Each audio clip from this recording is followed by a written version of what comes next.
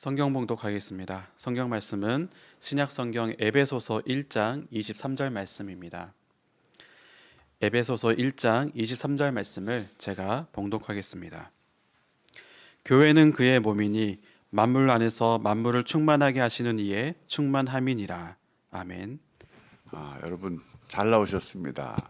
새해 특세를 늘 우리 하곤 했는데 좀 아쉬운 것은 우리가 새로운 예배당에서 특별 새벽기도를 했으면 좋았겠다는 아쉬움이 있지만 그래도 뭐 소망이 있죠. 이제 3월 5일 지나면 우리가 입당하게 되면 또 본당에서 새로운 예배당에서 특별 새벽기도도 하고 또 모든 예배도 거기서 드려지게 될 것이기 때문에 소망이 있습니다.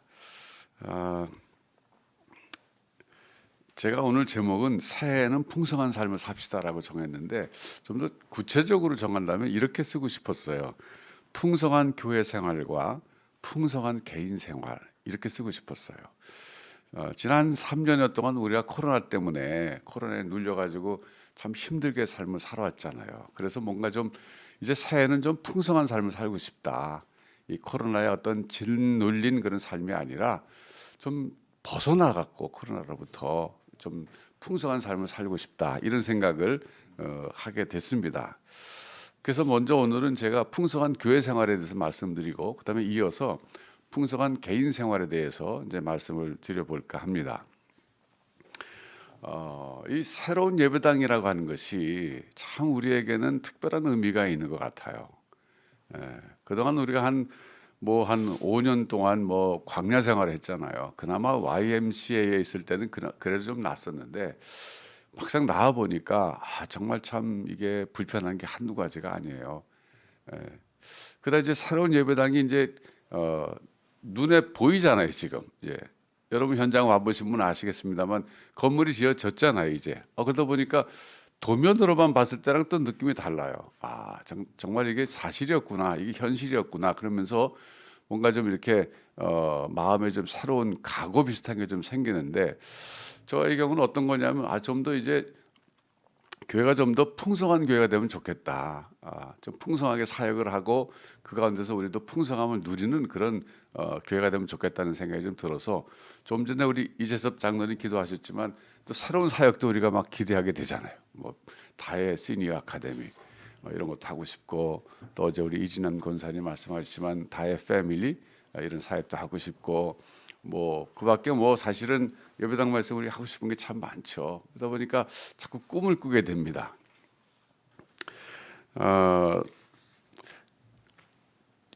저는 우리 그 다해교회가 여러분들에게뿐만 아니라 자라나는 우리 자녀들에게 또 손자 손녀들에게 이게 모교회가 되면 참 좋겠다는 생각을 늘 합니다.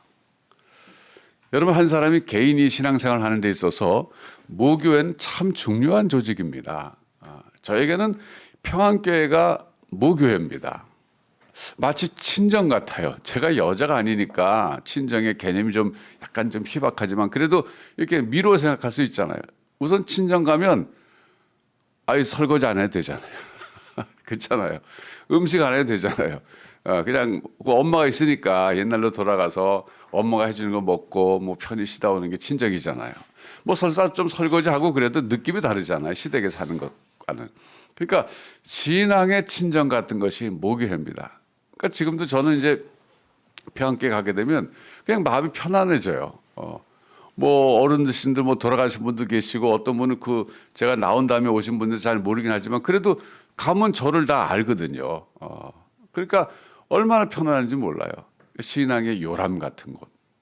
저는 그래서 아이들에게 여러분들이 자녀를 사랑하신다면 이 다해교회를 모교회로 만들어 주시는 것이 굉장히 큰 책임이에요.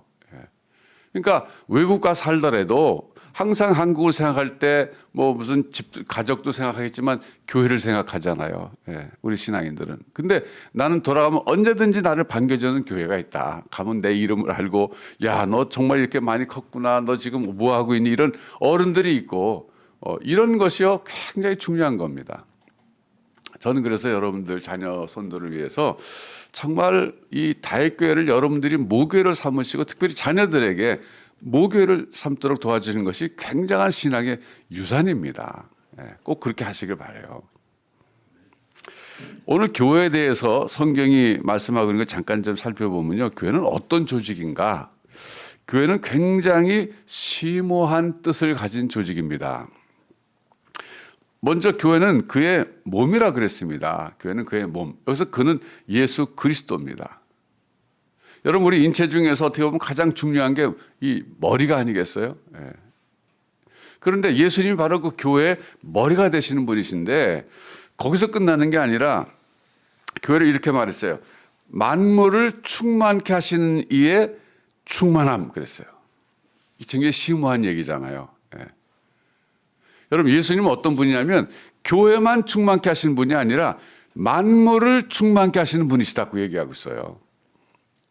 여기서 만물은 모든 인간들과 피조세계 전체를 가리키는 말입니다.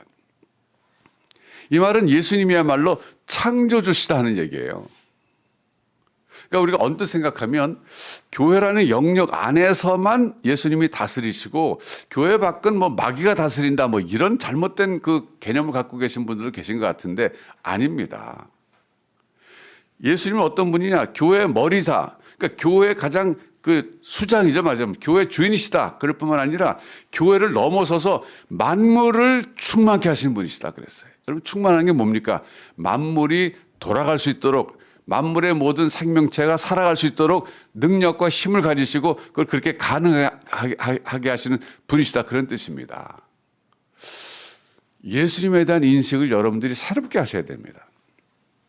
그냥 예수님은 십자가에서 나를 위해서 돌아가시고 나를 사랑하시는 분 이런 정도가 아니라 만물 안에서 만물을 충만케 하시는 분 이분이 예수님이에요. 그럴 뿐만 아니라 교회는 그분이 충만히 거하시는 곳이다 이런 뜻이에요. 그러니까 에베소서 1장 23절의 이 교회론이거든요. 교회에 대한 개념, 이 데피니션인데 이걸 자세히 뜯어보면요. 정말 예수님은 굉장하신 분이세요. 교회 머리이실 뿐만 아니라 만물 안에서 만물을 충만케 하시는 분이실 뿐만 아니라 그분이 충만히 거하시는 것이 교회다 이런 뜻이에요. 여러분 그런 점에서 볼 때 교회가 얼마나 중요한 조직입니까? 예. 그러니까 우리가 교회 생활을 성실하게 한다고 하는 건 뭐냐면 그리스도의 충만함 속에 거한다 그런 뜻입니다. 이 비밀을 알아야 됩니다. 여러분 교회를 평범한 조직으로 보시면 안 됩니다. 교회는 예수 그리스도가 머리이실 뿐만 아니라 근데 그분 어떤 분이냐? 만물 안에서 만물을 충만케 하신 분이신데 그분이 충만히 거하는 곳이 바로 교회다 이런 뜻이에요. 여러분 금년에는 이 교회에 대한 개념을 성경적으로 새롭게 정립하시고 교회 생활 하시길 바랍니다. 그래서 교회 안에서 우리가 은사대로 섬기지 않습니까? 교회를. 그럴 때 그 섬긴다고 하는 것이 그리스도의 충만함 안에서 섬기는 봉사가 되는 것입니다. 그건 우리의 삶을 결과적으로 풍성하게 한다 그런 뜻이에요.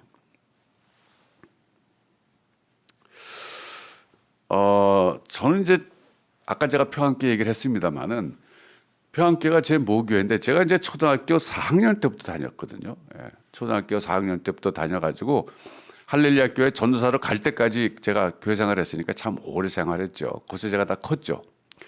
근데 이제 특이한 게 뭐냐 하면 그 제가 이성택 목사님께서 이제 목회하실 때 주로 봉사를 했는데 주일날만큼은 새벽기도 나오라 그러는 거예요.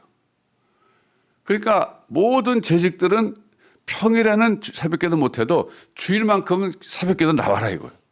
그래서 많은 성도들이 새벽기도 나왔어요.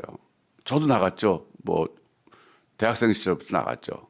그러면 새벽기도 끝나고 나면 이제 아침에 국밥을 먹어요. 근데 그 국밥이 참 제가 지금도 먹고 싶어요. 얼마나 맛있었는지. 그 권사님들, 집사님들이 그 참 토요일마다 고기를 사다가 푹 육수를 내 가지고 아침에 말아주는 그 국밥. 그 온반이죠, 온반. 평안도식 온반. 그럼 뭐 그냥 김치 하나만 있으면 되는 거예요. 근데 변함없이 그걸 먹었어요. 수년 동안을. 근데도 참 지금도 가서 한번 먹고 싶어요. 그러고 나면 이제 아침에 이제 뭐 주일학교 교사도 할 수 있고 말이죠. 9시부터 주일학교에 교사하고 또 11시가 되면 또 어른들 예배가 있어요. 예. 그럼 어른들 예배 그때 한 번밖에 없었어요. 그 주일학교 교사하고 또 11시에 어른들 예배 드려요. 그 우리 대학부 청년부 시절에는 11시부터 한 12시 한 반 정도까지 어른 예배 끝나면 또 그 끝나면 그게 끝이 아닙니다. 그다음에 대학부나 청년부 집회로 모이는 거예요. 그러면 그때는 이제 또 배고프니까 토요일 날 미리 그 빵집에 돈을 갖다 줘서 빵이 이제 주일날 와요. 그럼 그걸 또 먹어요. 어리 주일날 돈 쓰면 혼났어요. 예. 예. 그래서 그걸 먹어요. 먹은 다음에 한 5시 정도 뭐 5시나 6시까지 대학부 혹은 청년부 집회라는 거예요. 뭐 다시 찬양하고 말씀 듣고 또 기도하고 또 소그룹 선교 공부하고 그리고 저는 이제 뭐 저녁 6시 7시 되면 그다음에 저녁 예배가 몇 시인지 잘 기억이 안 나는데 저녁 예배로 이어집니다. 그 저녁 예배 또 드려요. 그 저녁 예배 또 다 드리고 나서 끝나고 나면 그게 끝이 아닙니다. 또 모여요, 청년들이. 모여서 또 골방에서 또 기도해요. 그때 기도는 자기 기도 제목을 다 돌아가면서 나눴어요. 그래서 그 기도 제목이요. 그 집안의 사정을 다 알게 되는 시간이에요. 그러니까 정말 그때 형제 자매라는 의식이 생길 수밖에 없어요. 다 아니까 서로 사정을. 뭐 우리 부모님의 구원을 위해서 기도해 달라 그러고 뭐 동생들 뭐 지금도 생각나요. 뭐 준일이 용일이 위해서 기도해 주시고 그러니까 그냥 맨날 듣다 보니까 진짜 형제보다 더 가까워요. 다 아니까. 그리고 여러분 같이 또 기도해 주는 거 한 사람 한 사람 놓고. 그럼 시간이 막 뭐 9시 10시가 돼요. 그게 끝이 아니에요. 다시 또 나와서 마당에 서가지고서 마당에서 이제 집에 가기 전에 저 한번 삥 둘러 손 붙잡고 찬송을 불렀어요. 무슨 찬송 불렀냐면 대산을 넘어 험곡에 가도 빛 가운데로 걸어가면 이걸 또 4절까지 불러요. 그다음에 집에 가는 거예요. 그러니까 새벽부터 계속 교회 나가서 그냥 봉사할 땐 봉사하고 은혜 받을 때 은혜 받고 뭐 소그룹도 성경 공부하고 기도하고 뭐 이러면서 하루를 보내고 집에 가는 게 주일이었습니다. 예. 근데 지금 돌이켜 보면요, 그것이 오늘의 나를 만들었다 이렇게 생각돼요. 그때 그 시절에 제가 교회에서 충성스럽게 참 은혜 받고 봉사하고 그러면서 배웠던 것들이 오늘의 목사인 나가 되게 하셨다 했다 이렇게 생각이 들어요. 여러분 우리 이제 예배당 새로 짓게 되면요, 우리도 국밥 먹을 겁니다. 예전에 건사회에서 임원단이 나오셔갖고 그 어떻게 그 밥을 할까 뭐 그렇게 의논을 하셨는데 얼마 전에 그 이해실 사모가 그 토종 닭을 사다가 그거를 끓여가지고 온반하겠다 그러더라고요. 한 200명 정도 먹을 거로 예상하고. 그래서 우리 권사님들한테 제가 그렇게 말씀드렸더니 그거 참 좋겠다 그래서 우리 권사회와 예수 사모가 또 종대를 매겠대요. 그래서 몇 분 같이 해가지고 토요일마다 토종닭 한 마리면은 한 10명 먹는다 그러더라고요. 예. 그러면 200명 분 하려면 닭 한 20마리 해야 되잖아요. 그러니까 우리 거기에 은사 있는 분들이 모여가지고 같이 그런 국밥을 만들고 또 우리 권사님들 또 우리 또 때로는 뭐 조직을 만들어서 뭐 다해방이 하든지 좀 분배하고 하는 거 같이 해가지고 우리도 이제 국밥을 매주 먹으려고 그럽니다. 여러분 기대하셔도 괜찮아요. 아마 평가 옷만보다 더 맛있을 거예요. 그래서 저는 요즘에 그런 생각해요. 내가 옛날에 평안교회에서 생활했던 그 신앙 주일 성수, 그게 결코 나쁘지 않았다. 물론 뭐 공부에는 좀 손해 볼 수 있죠. 주일날 우리는 그때 주일날 공부하면 안 된다고 배웠어요. 그래서 어떤 형제는 정말 지독한 사람이에요. 그리고 이제 밤에 집에 가서 12시까지 기다리는 거예요. 12시까지. 그러니까 12시 딱 넘어가면 그때부터 공부했다는 거예요. 여러분 그게 형식적인 것 같고 율법적인 것 같지만 그렇지 않습니다. 사실상 어떤 경우에는 형식 없는 내용이 없어요. 형식이 있어야 됩니다. 그래서 좀 우리가 너무 자유분방한 이 문화 속에 살다 보니까 종교생활도 형식이 자꾸 무너지는데 안 그래요. 어느 정도는 율법적으로 신앙생활하는 것도 참 좋습니다. 특별히 초신자 시절에는 그래요. 여러분 골프도 그러잖아요. 처음에는 힘 빼는 거 안 되잖아요. 근데 처음부터 힘 빼봤자 볼이 나가지 않잖아요. 처음엔 힘이 들어갈 수밖에 없어요. 그 힘이라는 것이 규칙이잖아요. 근데 점점 몸에 배다 보면 힘 다 빼도 멀리 장타가 나오고 그런다 그러잖아요. 신앙생활도 마찬가지예요. 어린아이일수록 여러분 자녀들일수록 신앙적인 습관을 들여줘야 됩니다. 그 습관이 바로 틀이고 그것이 형식이에요. 주일날은 이렇게 생활해야 돼. 왜요? 이렇게 하는 거야. 그랬다가 나중에 왜요를 스스로 깨닫는 거죠. 그때 되면 좀 자유스럽게 할 수 있는 거예요. 여러분 그래서 새해에는 우리가 새로운 예배당에서 각자 주님이 주신 은사를 잘 살려서 여러분 구석구석에서 여러분 각자가 해야 될 일, 그를 성실하게 하실 때 그것이 만물을 풍성하게 하시는 이가 풍성히 거하는 곳에서의 봉사이기 때문에 자연스럽게 여러분 교회 생활이 풍성한 삶이 될 줄로 믿습니다. 그렇게 돼야 됩니다. 두 번째는 개인적으로도 풍성한 삶을 살았으면 참 좋겠어요.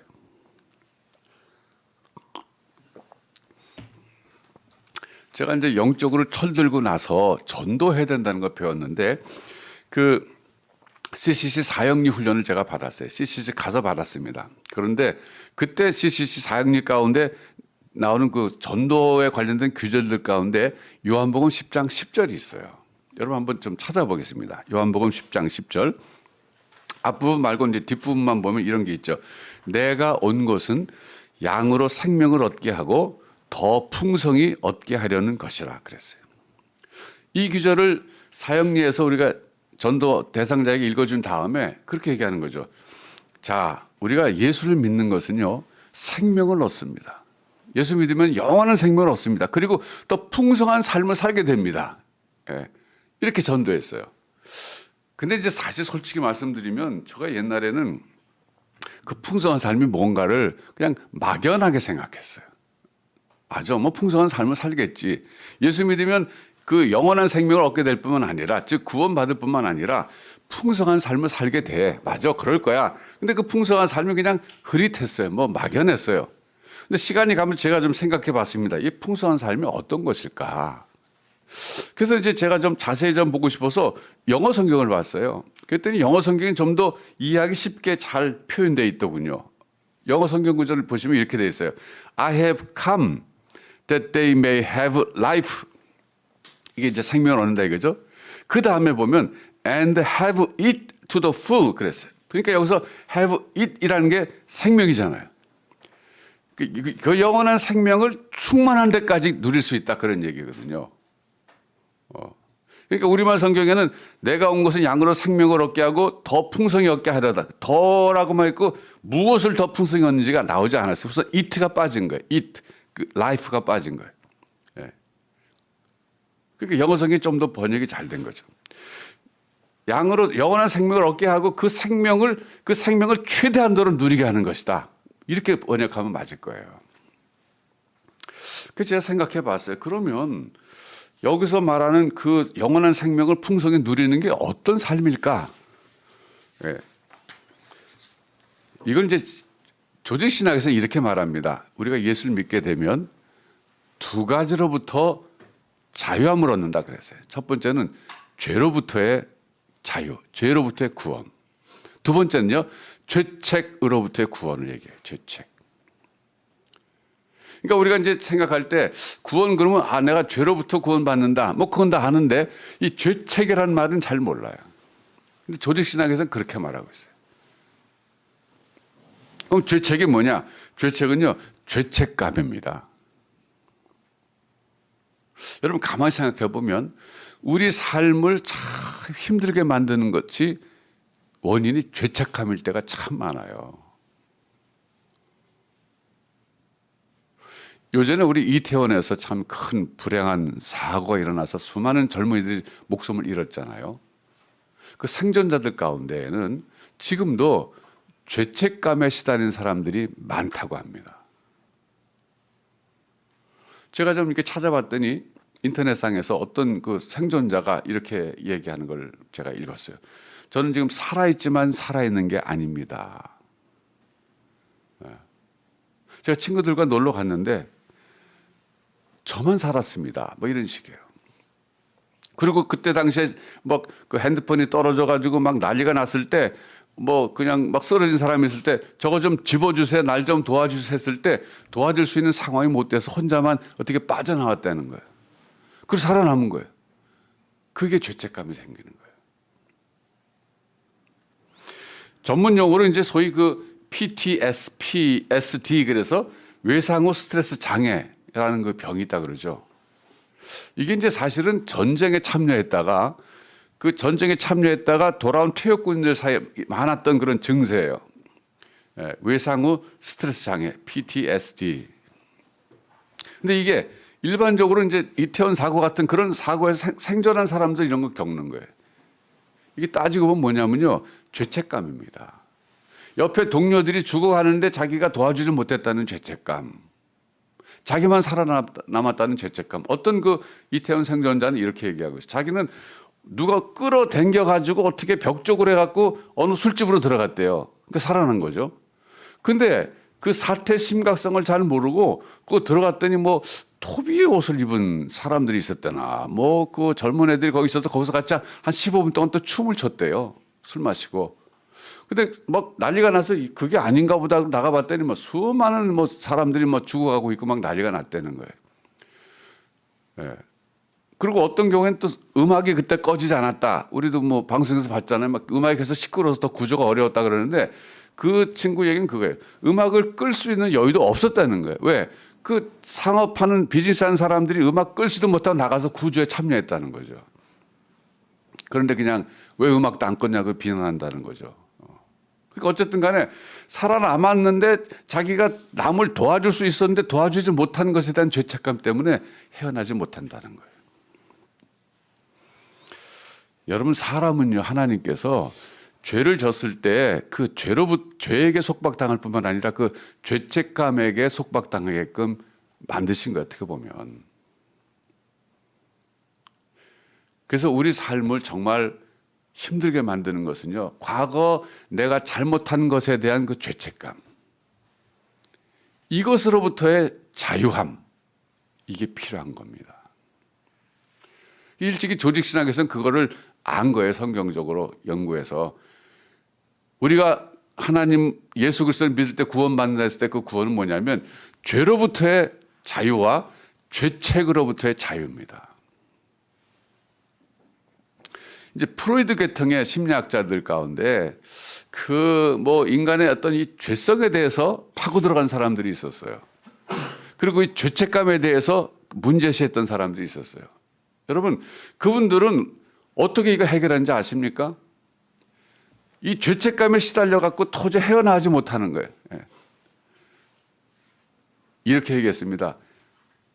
내가 나를 용서하노라, 그렇게 선언했어요. 이 궁여지책이죠. 아담이 범죄했을 때 하나님이 에덴 동산에서 그걸 찾으시니까 나무 사이에 숨었어요. 이게 죄책감입니다. 하나님으로부터도 도망가고 싶은 거예요. 여러분 생각해 보세요. 여러분, 뭐 저도 그렇고 여러분도 그렇고 살아오면서 우리가 참 소위 실수, 잘못함 이런 것들이 뭐 한두 가지가 아니잖아요. 그 모든 것들이 우리 속에 남아 있으면서 죄책감으로 우리를 괴롭히고 있습니다. 그 죄책감이 뭐냐면 보통 전문가들이 이렇게 얘기하더군요. 죄책감은 과거에 대해서 후회하고 그냥 거기서 멈추는 것을 죄책감이라 그래요. 그러면서 돌이킬 수만 있으면 참 돌이키고 싶다. 거기 머무는 게 죄책감이라는 거예요. 근데 여러분, 사람이 그 죄책감에만 머무면 안 된다는 거예요. 책임감으로 나가야 된다. 그렇게 얘기해요. 이게 뭐냐면 내가 잘못했으면 책임을 지겠다는 의식이라는 거예요. 사람이 이제 잘못하면 세상에서는 형무소 보내잖아요, 교도소. 근데 복역을 하고 나와도 죄책감이 사라지지 않을 수 있는 거예요. 내가 벌을 받았지만 책임졌잖아요. 그래서 중요한 것은요, 죄책감보다는 책임감 쪽으로 옮겨가야 된다는 거예요, 1차적으로. 내가 책임을 지겠다. 죄책감은 뭐냐면 내가 과거에 그런 일을 했는데 알고는 다시 돌아갈 수만 있다면 돌아가서 다시 그런 안 할 텐데 여기서 머무는 건데, 책임감은 뭐냐면 그걸 받아들이는 거야, 나의 잘못을.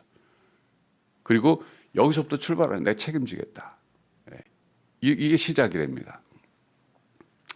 근데 사실은요, 성경이 이렇게 말하고 있어요. 제가 이제 성경 구절을 하나 좀 소개해 드리겠는데, 야고보서 5장 14절부터 16절입니다. 너희 중에 병든 자가 있느냐? 그는 교회 장로들을 청할 것이요, 그들은 주의 이름으로 기름을 바르며 그를 위하여 기도할지니라. 그 다음에 잘 보세요. 믿음의 기도는 병든 자를 구원하리니 주께서 그를 일으키시리라. 혹시 죄를 범하였을지라도 사하심을 받으리라. 이 병은요, 죄를 졌기 때문에 온 병을 가리킵니다. 여러분 아시겠지만 모든 병이 죄로부터 온 건 아니에요. 어떤 직접적인 죄로부터 온 거 아니에요. 어떤 병은 그 죄 때문에 온 병일 수 있어요. 그런 병을 얘기하는 겁니다. 그래서 그 다음에 16절 참 의미심장한데, 그러므로 너희 죄를 서로 고백하며 병이 낫기를 위하여 서로 기도하라. 의인의 간구는 역사하는 힘이 크느니라. 여기서 너희 죄를 서로 고백하며 병이 낫기를 위하여 서로 기도하라 그랬어요. 저는 이 말씀이 참 깊이 있다고 생각해요. 너희 죄를 서로 고백하며 병이 낫기를 위하여 기도해라. 여기 병든 두 사람이 있는데 그 병이 든 이유가 죄 때문에 진 거예요. 우리 지금 말하면 지금 죄책감이 깊어져서 병이 된 거예요. 근데 그 병이 낫기 위한 방법이 뭐냐면 너희 죄를 서로 고백하라 그랬어요. 여러분, 가만히 우리 자신의 내면의 세계를 들여다보면 누구나 다 후회할 일들 다 한 게 많아요. 근데 그게 그냥 거기서 끝이면 모르는데 그게 병이 될 수 있어요. 그때로 돌아가면 그걸 내가 다시는 그렇게 안 할 텐데. 글 쓰면 얼마나 좋아요. 근데 그게 못하지 않습니까? 그러니까 이게 평생 병이 되는 겁니다. 그런데 그럴 때 병 낫는 방법은 죄를 고백하는 것인데, 이 경우는 두 사람이 그 죄 때문에, 죄책감 때문에 병이 났어요. 그럴 땐 서로 죄를 고백하라 그랬어요. 즉 용서를 구하라. 그게 병 낫는 길이다 그런 뜻이에요. 여러분, 우리가 새해에는 정말 자유로운 삶을 살고 싶어요. 예수님께서 주시고자 하시는 것은 자유스러운 삶입니다. 수고하고 무거운 짐진 자들아 다 내게로 오라. 내가 너희를 쉬게 하리라 그랬어요. 여러분, 우리를 쉬게 하지 못하는 것 중에 하나가 이 죄책감입니다. 이게 눈에 보이지 않지만 우리를 정말 올가매고 있고 우리를 괴롭히는 거예요. 내가 의식하지 못하지만 그것이 내 속에 있어요. 그때 하나님께서 뭐라고 말씀하십니까? 먼저 하나님 앞에 나와라. 그리고 죄를 고백하라. 그다음에 거기서 끝나는 게 아니에요. 내가 잘못한 사람에게 가서 죄를 고백하고 그리고 용서를 받고 책임질 일이 있으면 책임을 져라. 여러분, 제가 미국 살면서 보면 미국의 특별히 LA 쪽이나 이런 데 가면요, 한국에서 빚지고 도망온 사람들 참 많습니다. 근데 제가 그분들 삶을 이렇게 옆에서 이렇게 지켜볼 때 평생을 그 죄책감 속에서 벗어나지 못하는 것 같아요. 그래서 제가 그랬어요. 아니, 한꺼번에 다 못 갚으면 최소한 한 달에 그냥 10불씩이라도 갚으라고. 뭐 10불이 뭐 사실 돈도 아니잖아요. 그렇지만 그게 뭐예요? 내가 그래 책임지겠다는 거잖아요. 내가 질 수 있는 한. 내가 생활비에서 기본적인 거 놔두고 내가 정말 이거 갚겠다. 그 의지를 보여주는 거 아니겠습니까? 그게요, 상대방이 볼 때는 뭐 그거 보내나 그러지만 나를 위해서는 그게 필요한 거예요. 나는 책임지고 있다. 그래요, 여러분, 책임지는 거 괴로운 일입니다. 그러나 그것이 바로 죄를 고백하는 것과 같은 행위가 됩니다. 여러분 내면의 세계를 한번 들여다보세요. 뭐 우리 가운데 어느 한 사람도 죄책감이 없는 사람은 단 한 사람도 없어요. 다 있어요. 거기로부터 자유가 필요한 거예요. 그게 우리의 풍성한 삶을 막는 거예요. 왜냐하면 내가 온 것은 양으로 생명을 얻게 하고 더 풍성히 얻게 한다 그랬는데 분명히 생명을 주셨는데 우리는 누리지 못해요. 왜? 죄책감 때문에 그래요. 그래서 회개가 필요한 거예요. 1차적으로 하나님 앞에 나와서 고백하고 하나님께 고백하고 그다음에 내가 잘못하고 내가 상처 준 사람, 어려움 준 사람에게 가서 잘못을 고백하고 인정하고 그리고 책임을 지겠다는 의식, 그 책임을 져나가는 행동, 이것이 일종의 죄의 고백입니다. 그런 게 있을 때 내가 살아나요. 내 영혼이 살아나요. 그럴 때 점차적으로 내 개인적인 삶이 정상이 되면서 회복이 되면서 풍성한 삶으로 첫걸음을 내딛게 됩니다. 여러분 주저하지 마세요.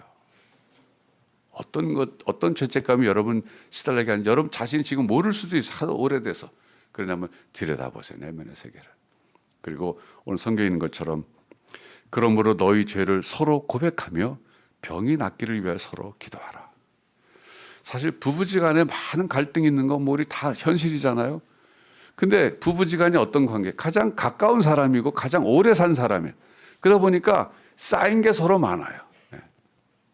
근데 그게 그냥 그 속에 다 죄책감을 서로 남아있고 어떤 분노로 남아있는데 죄책감도 그렇고 분노도 그렇고 우리 삶을 갉아먹는 이 해충과 같은 것들입니다. 이거를 어떻게 해결할 수 있겠어요? 오늘 야고보서 5장 16절처럼 그러므로 너희 죄를 서로 고백하며 병이 낫기를 위해서 서로 기도하라. 이 말씀이 우리에게 정말 영적인 비결을 가르쳐주고 있어요.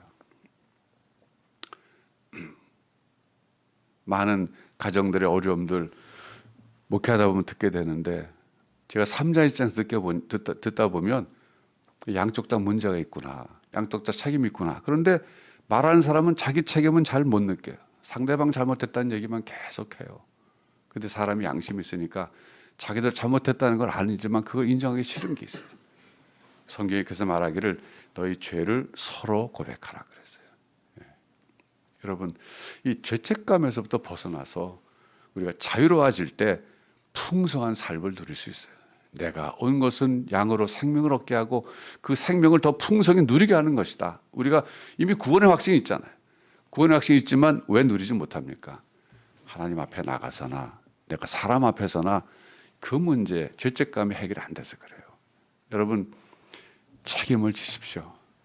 그래요. 책임지는 거 괴롭고 힘들지만 과거로 돌아가서 그때 내가 안 그랬으면 좋겠다. 이건 죄책감이지만 내가 책임지겠다. 그럴 때는 여러분 하나님 그때 도와주실 겁니다. 그래서 금년에 정말 풍성한 삶, 풍성한 교회 생활, 풍성한 개인 생활을 누리시는 주님의 백성들이 되시기를 주님의 이름으로 축원합니다. 기도하겠습니다. 만물을 충만케 하시면서 교회의 머리 되시고 교회 안에 충만히 거하시는 우리 주 예수 그리스도의 은혜와 하나님 아버지의 그 크신 사랑하심과 성령님의 교통하심에 풍성한 교회 생활, 풍성한 개인 생활을 누리기를 소원하며 주 앞에 기도하러 나온 모든 주의 백성들과 다윗교회 위에 이제로부터 영원토록 함께 있을지어다. 아멘.